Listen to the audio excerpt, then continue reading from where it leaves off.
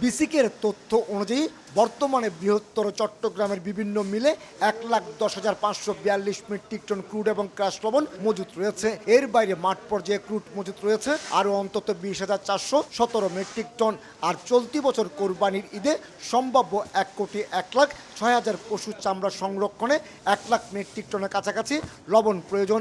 এমনকি গত ১.৫ মাসে চট্টগ্রামের মিলগুলো থেকে কয়েক লাখ মেট্রিক টন রিফাইন্ড হয়ে দেশের বিভিন্ন অঞ্চলে পাঠানো হয়েছে।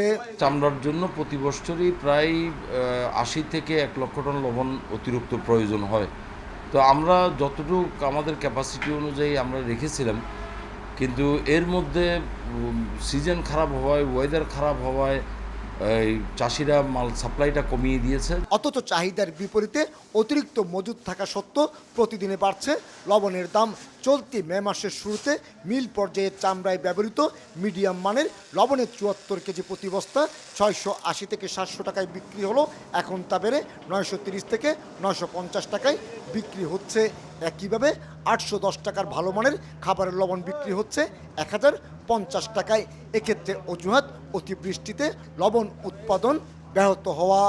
উৎপাদনের টাইমে প্রচণ্ড পরিমাণ বৃষ্টি ছিল, উৎপাদনে ব্যাঘাত করছে, এইখানে বাজারটা এই অবস্থা। মাঠ পর্যায়ে কুট উৎপাদনে জমির বর্গা খরচ, পলিথিনের দাম এবং বোর্ড ভাড়া আগের চেয়ে অনেক বেশি বলে দাবি ব্যবসায়ীদের। গত মাসে ৭৪ কেজি প্রতি বস্তা ক্রুড ৪০০ টাকায় বিক্রি হলো, এখন তা বেড়ে ৮০০ টাকায় এসে দাঁড়িয়েছে। সরকারি তো নির্ধারিত রেট হয়েছে ১৪ টাকা থেকে ১৫ টাকা ৫০ পয়সা পর্যন্ত। আর আমাদের এখানে বর্তমান রেট হয়েছে ১,০২০ টাকা। ৭৪ কেজি বস্তা ছিল ৬৫০ টাকা, এখন হইল ৭৪ কেজি ৮৫০ টাকা। চট্টগ্রাম ও কক্সবাজারের প্রায় ৭০ একর জমিতে এবার লবণ চাষ হচ্ছে।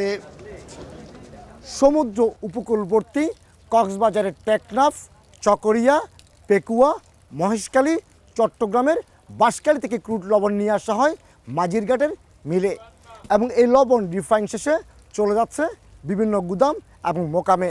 আর এর মাঝে হাত বদল হচ্ছে অন্তত ৮ বার, আর প্রতিবারই বাড়ছে লবণের দাম।